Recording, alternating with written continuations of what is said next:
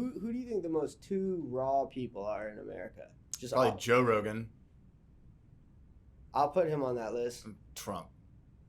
And Kanye. And Kanye. Yeah, Kanye. Yeah, so three. So Joe Rogan's just the only one that hasn't had like a social justice warrior. Oh, like, he gets attacked all the time, and then he'll have on social justice warrior people where he'll have like Abby Martin on, and then they all quiet down. Like, I feel like he kind of like takes the brunt of a lot of hits, and he'll just be like, cool, what do you want to say? I'll bring on anyone you want. I have the platform that everyone listens to. Well, also because what he says though is he's like more just asking questions. So like, how pissed could you be at someone for asking questions? No, but that's what people get angry about, is that that he gives a platform to people that they consider like racist or controversial. Like, think about this. Like, think about this. Wait. Think about this. I found Alex Jones through Rogan. That's fair, because that like, and he kind of supported him, but to be fair, like Alex Jones is also one of those people that like, I guess what I'm saying is that I agree with you that I think that people crave authenticity, but I think that I think that like Kanye West, Trump, Rogan, even an Alex Jones, like those people are, they may not, like, they may be spreading disinformation, but it's like shit that they believe, right? Like, not everything is like black and white, true or false. So like what ends up happening is that you have these people that have these like stances, and there's a vocal minority in our like country that like really wants to drown those people out. And that's scary as fuck to me. That's terrifying. Yeah. Like, the idea that you can make someone feel so bad about having a thought that is a counter to anything that you want, that makes it unpleasant for you, is terrifying, because that means that free speech is dead. And that... I mean, do you really think free speech is like alive right now? Yeah. I can go on 4chan and state whatever the fuck I want, and I don't have to worry about it. Like, that's because you're anonymous. The whole point of free speech is that like you're like... Then you don't have to worry about it. Yeah. Like, I can't go walk out like... But think about it this way, right? Like, my wife's from Ukraine, and she, like, the one thing she will always tell me is like, never, Troy, never let free speech die. Like, because she's come from a place where like you can't say the things you want to say, and it is literally like a cancer in the mind, and like she's like, never let that die.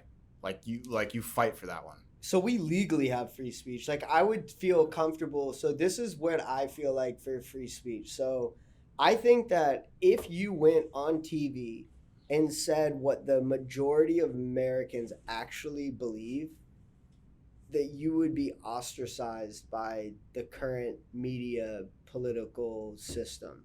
If you went on TV and said, like, I think that 60% of Americans believe in free market capitalism. I think that 60% of Americans believe in, don't think the tax rate should be at like some crazy amount. Like, I think 60% of Americans probably believe. Well, I think it's, if you look at someone like Elizabeth Warren, who has like a platform of like, let's attack Wall Street, right? I'm like, do you realize what you're saying? Well, that's a perfect example. I think this, like, most Americans don't agree with that. But most Americans have a pension. Most Americans have a 401k. Most Americans have their money in Wall Street. So if you want to make Wall Street not be profitable in the long run, you're literally telling all of America to go fuck themselves. It's weird. Especially the savers, right? Like, yeah, the savers are the worst. Like, well, QE destroyed savers. And the worst is like with a 401k, like so I have like a finance degree. Like, when the issue is if you go in and start changing those laws. So like you have people that took like a Roth IRA, and so they've already been taxed. So like when they pull that money back out, it's non-taxed. But most things, 401ks are taxed on the takeout. Right. So imagine being somebody that like saved their entire life and planned on like, this is my like retirement, this is the way that things go.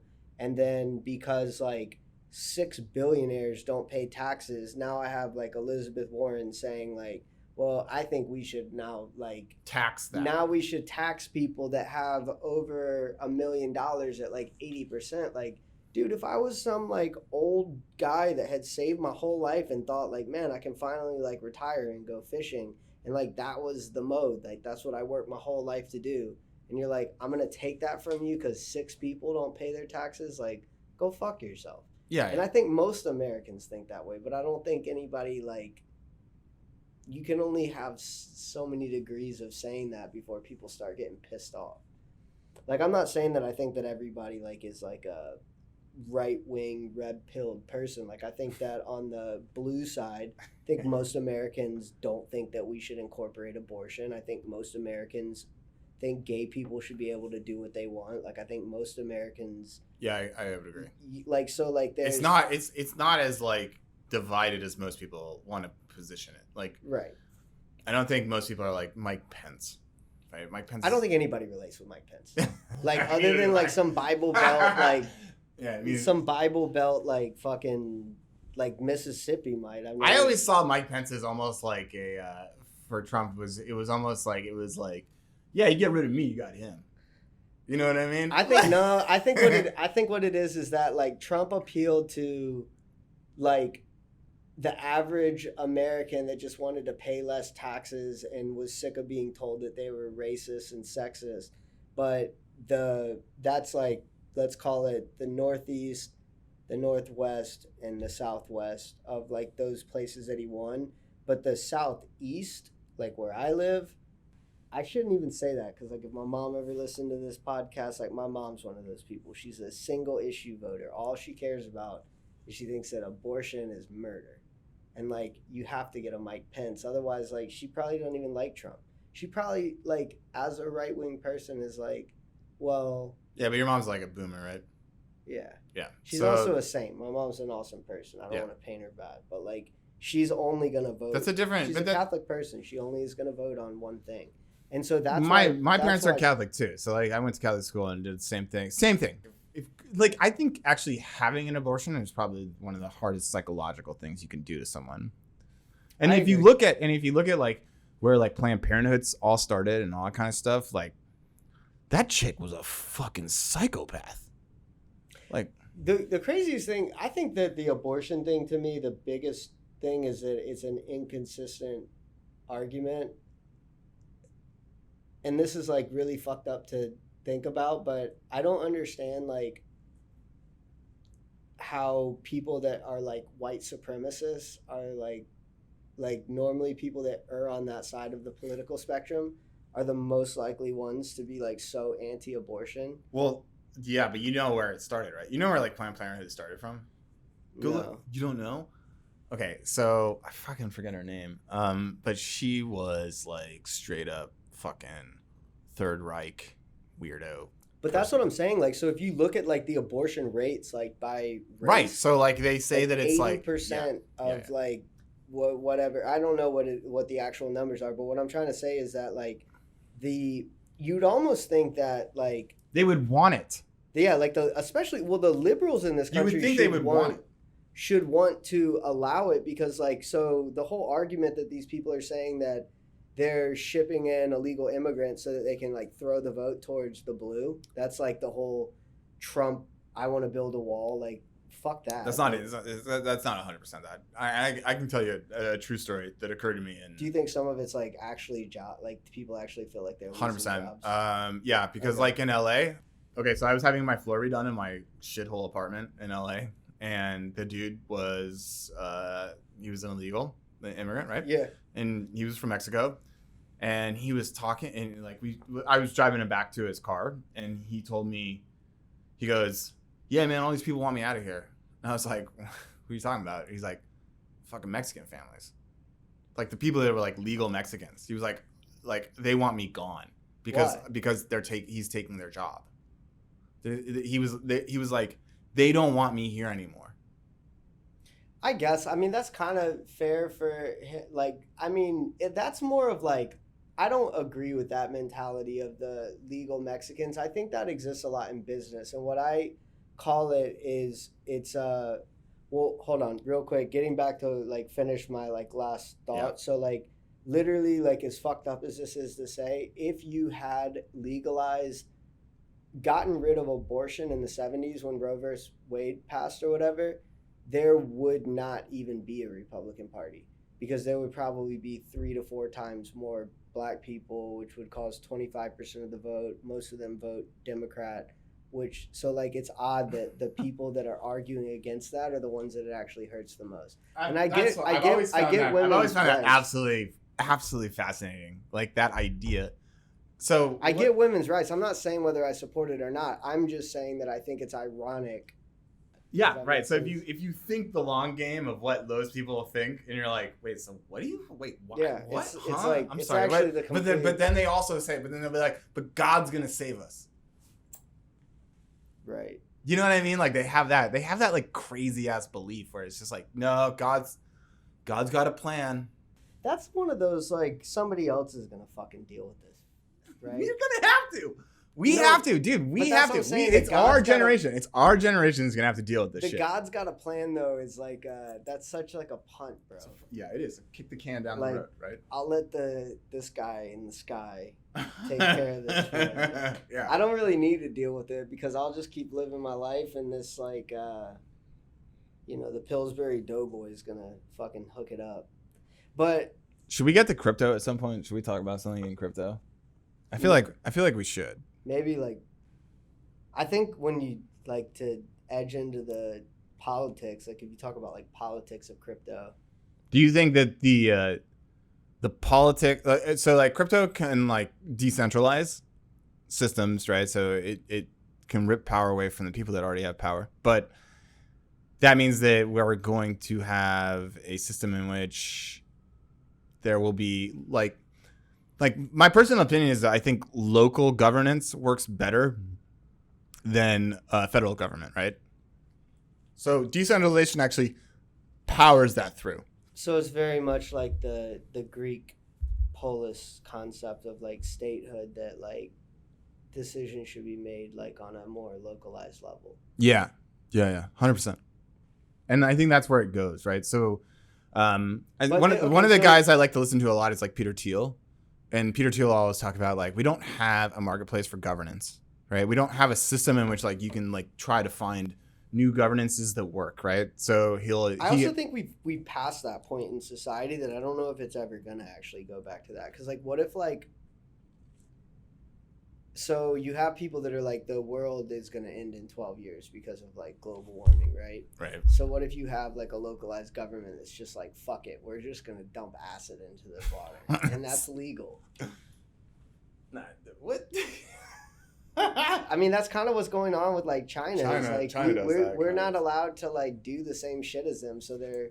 Yeah, that's why you have the yellow vests freaking out. I think the yellow vests are freaking out for reasons that the news isn't actually telling us, but. Yeah, because like where do you ever hear about the yellow vests?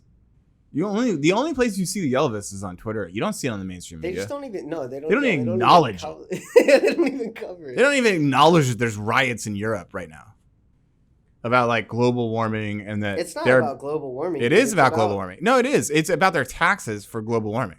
Is it the EU put taxes? Dude, the yellow vest people are pissed that they're fucking allowing a fuck ton of people into their country. Well, there's also that. There's also that. That's why they're. I've been to France recently. That's why they're bringing those signs around that are saying like, "We want our Trump."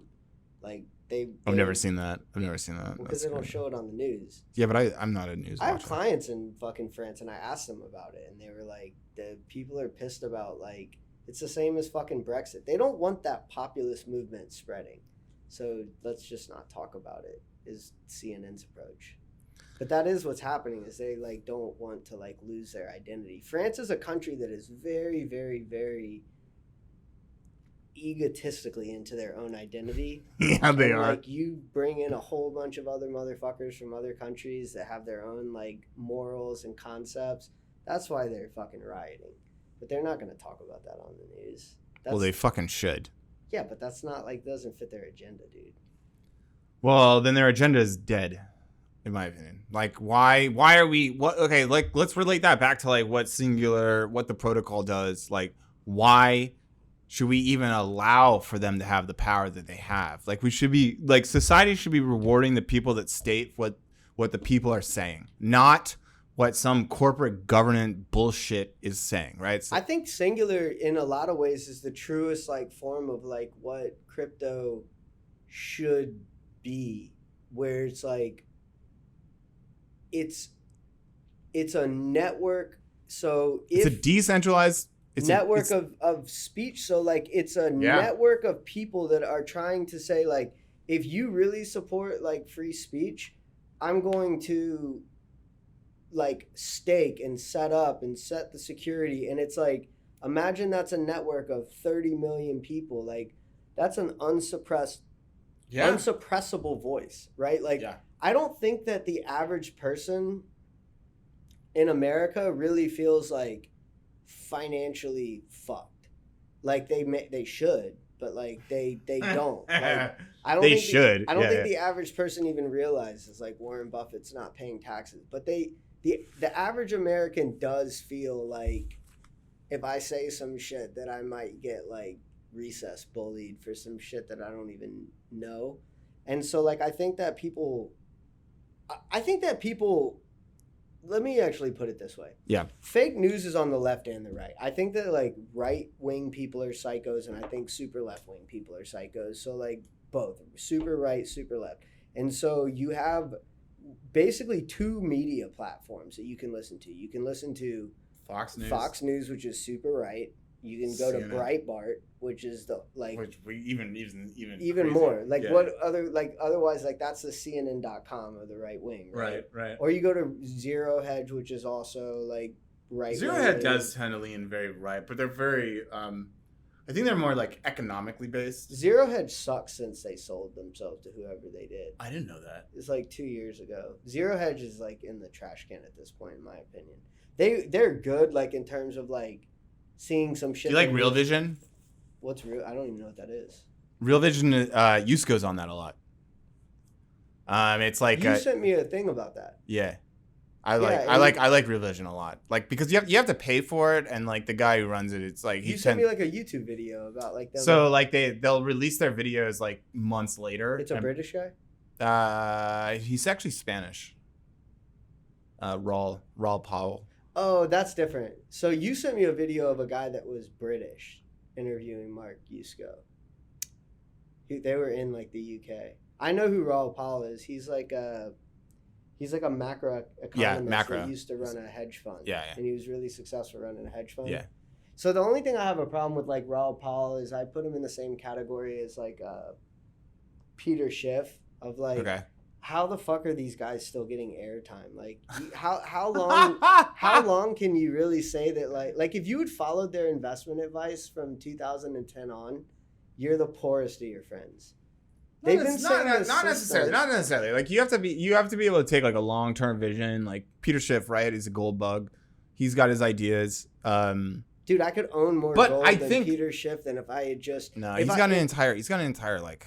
Dude, if I had put 5% of my portfolio towards gold and then recapitalized it and just put my money in the S&P 500, which he said was going to crash, I would own more gold than his fucking followers. Right. Okay. So, but wait. So, like, let's say, let's rewind. I guess what I'm saying is, can we just unpack that for a second? Like, yeah, he might be wrong now, but in the long run, he might be correct because, like, look at what he said. Right? He said, like, and I'm not a big Peter Schiff fan. Like, I think. But that's like the headline of what Zero Hedge says is like on a long enough timeline, everything returns to zero. Like so, yeah, but right? That's Fight Club. Okay, but you can't say that for Peter Schiff. Like eventually, if you're trading, right? So but he will probably eventually be right because like what he's saying, no, he was correct though. But he was correct on what he said. He said as soon as they stop, dude, you're dealing with like some of the most powerful people in the world, right? So how do you even combat those guys? Like they're like printing money. He goes, well, like, that's fucking bullshit. And then in the long run, that will not work. And as soon as they fucking try to pull it, they're going to start it back up again, which is exactly what they did. Yeah, that's true. He was right. He was right again. It happened. So he's been right on the timeline of, like, what the government's going to do. But he's not right on, like, the timeline of, like... What he should have invested in. Well, I don't think he's probably investing according to, like, what he says. He's just saying, like, this is bullshit. But what if he just said, because the government's going to keep doing this, you should just fucking buy into the stock market? As fucked up. That would have been, that's what I did. I bought tons of stock when it all crashed. And I was like, yeah, well, they're going to pump a ton of money into it. That makes sense. No one's going to actually realize it because we can't audit this whole system because no one fucking can audit the Fed, right? So we should. Well, yeah, but that's the great thing about something like Maker or even crypto. Like, we can just audit, like, right there. What scares you the most about crypto? Well, okay, crypto succeeds. What freaks you out about that? Someone like me, right, who has, like someone who has, like, a ton of, like, dark crypto. Like, because I've been mining for years, right, and I've never touched it, right? And, like, that shit can just sit there and no one will ever know, right? Like, I freak myself But what's out. the problem with that? It's not me. It's like someone who did what I did early on, and then they're just like sitting there with like a bunch, like, who the fuck knows? Like maybe a nation state or something like that. That freaks me out. So like when Ethereum moves to proof of stake, or when Bitcoin is done, right? Like that shit gets kind of crazy, because like there could be a ton of dark crypto there, and no one will ever fucking know. Like think about it. Like, I know how to go onto the darknet. I can go on the darknet, find an assassin. I can have my enemies killed if I really wanted, right? I don't want to just so the world knows I don't want to do that. But like I'm just saying like there could be someone like other that. People that or kidnap them, and like that stuff gets a little weird. That's something I actually asked like Pomp one time. I was like, does it ever like worry you being like a crypto influencer? Because as a marketer, I've like purposely stayed under the radar. Because like I never wanted to like raise my hand and be like, oh, we did X, Y, and Z for obvious reasons. But like he has continued to like spread his name. But and I think he's done an awesome job, and he's done a great job for the. You won't ever hear me say like a bad thing about Pump. Like I legit think he could be like president one day. Like he's a legitimately good human being. But actually, ironically, I just he's from my town, Raleigh, and my wife bought a paddle boat on Craigslist. Yeah. And Pomp's mom showed up to deliver it, and I was like, what the how? Hey, it's small world. I know you. But yeah, basically like I think that he's just like a good-hearted person. But I asked him like, do you ever worry like when you went to like go do that, like who's the guy that like has all those guns down in like Bahamas, the crazy guy, John McAfee? So like I was like, do you worry like when you just go like because Pompa's in the military, like he knows how to like operate guns. Like I don't think that he like really worries about himself, but it's kind of like, do you worry that like if crypto does get big, that like someone could actually like kidnap you and ask for your private keys? And he told me like, we don't actually like custody them, like they have like basically you wouldn't get shit from Pomp if you kidnapped him. Yeah. But like that type of thing would scare me if I was like a crypto influencer. Yeah. So like back in like 2013, I was interviewing for a job at Coinbase, and like I got all the way to the top, and I was talking to Brian Armstrong, and I was like, I mean, I'm pretty sure I can figure out exactly who has the private keys, right? He was like, yeah, you figured that out? Like, it's pretty easy, right? So like but from that point on, I think they've tried to disseminate it to the point where like, yeah, well, who's it going to be? It's like Mark Andreessen, But Brian. How much could you disseminate it before it's just like a Manchurian candidate type thing? Like that does kind of like fuck shit up. Like, well, that's what Zcash ended up doing, right? So like Zcash. Like, what do you do when when people are like, oh, we need to put like the US dollar like needs to be crypto? Like, okay, so like who's fucking Fort Knox? The president? I don't know. Yeah, exactly. So then that person becomes like the most powerful human being in the world. Right. It's a little too much, right? Well, so that's why Satoshi Nakamoto, what he did, or they did, whatever. I think Satoshi Nakamoto is like 100% Hal Finney.